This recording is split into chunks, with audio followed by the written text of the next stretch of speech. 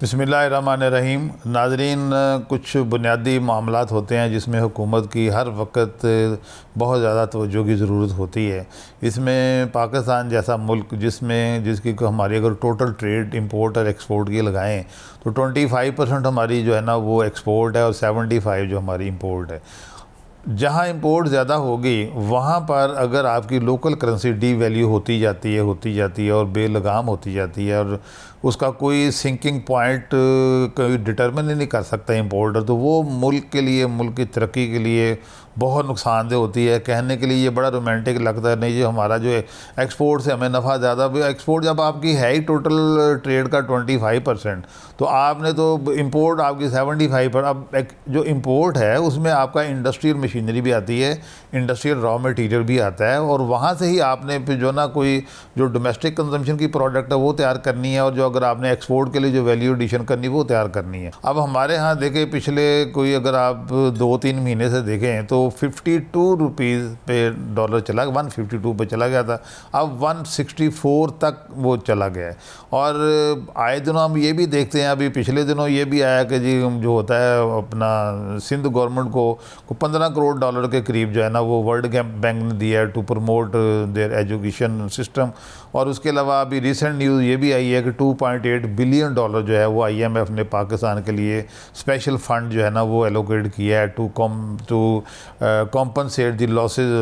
जो है ना सफ़र्ड ड्यू टू कोविड-19 मैनेजमेंट जो है ना, उसमें जो लॉकडाउन किया, इंडस्ट्रीज़ बंद की, दुकानें बंद की, उस वजह से जो इकोनॉमी का लॉस होता है उसको कॉम्पनसेट करने के लिए 2.8 बिलियन 2.8 अरब डॉलर का जो है ना ये मीडिया पे आया हुआ है। मैं again I would like to repeat कि मेरे ये नंबर किसी को अगर गलत लगे,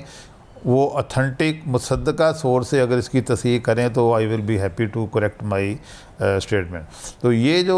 बात मैं इसलिए कह रहा हूँ कि जब इतना पैसा, इतने डॉलर बाहर से भी जब आपको आ रहे हैं, ज़ाहिर वो भी अल्टीमेटली तो स्टेट बैंक के रिज़र्व में चले जाते हैं ना। तो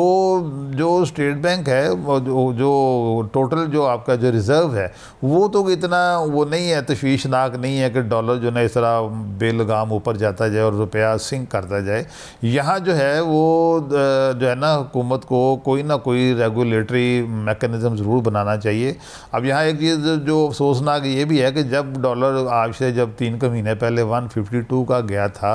तो उस वक्त मार्केट सेंटीमेंट ये बता रहे थे, ओपन मार्केट जो थे ना, इंटर बैंक जो ऑपरेटर थे, जो ब्रोकर थे, उनकी एक राय थी कि अगर अब यहाँ जो है ना डॉलर को हुकूमत जो है ना वो अगर सपोर्ट ना करे तो डॉलर 145 पर भी जा सकता है। तो वो नहीं गया, 152 से फिर बाउंस बैक हो गया। तो बात ये है कि अगर हुकूमत ने फ़र्ज़ करें अगर वो बात सही थी, मैं कहता हूँ फ़र्ज़ करें अगर वो बात सही थी, जो इंटर बैंक जो डीलर थे उनकी कि भी अगर यहाँ जो मार्केट सेंटीमेंट है 145 का नज़र आ रहा है, चले अगर वहाँ हुकूमत ने अपने एक्सपोर्टर को बचाने के लिए इंटरवीन करके फ़र्दर सिंकिंग से बचाया डॉलर को, तो फिर अब भी हुकूमत को थोड़ा अपना रोल अदा करना चाहिए कि इसको एक मुनासिब हद के एक रेंज बाउंड मूवमेंट जो है ना, एक रेंज बाउंड जो इसकी है ना प्राइस जो इस्टेब्लिश, ये ज़रूर जो है ना श्योर करनी चाहिए स्टेट बैंक को, हुकूमत पाकिस्तान को। वरना जो हमारी ट्रेड का 75% पार्ट यानी कि जो इंपोर्टर है, अगर इंपोर्टर क्लास सारी की सारी माली मुश्किलात का शिकार हो गई तो उससे भी हमारा जो मईशत का पहिया वो मुतासर होगा, हमारी जो माशी तरक्की रुक जाएगी। क्योंकि अगर इसमें एनालिसिस करें ना, कभी वो 75% जो इंपोर्ट बेस्ड हमारा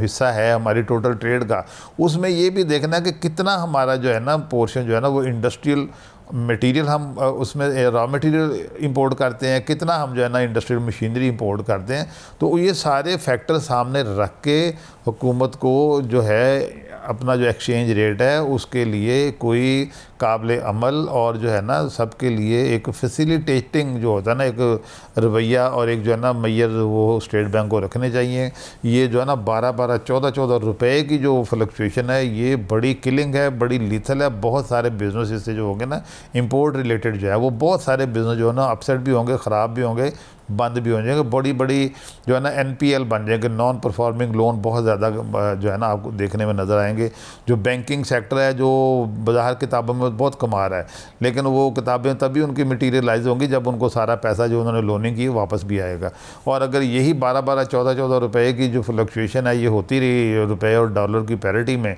तो ये फिर जो है ना हमारा बैंकिंग सेक्टर भी ये बात समझ ले कि ये उनके लिए भी एक हेल्दी साइन नहीं होगा। Thank you very much.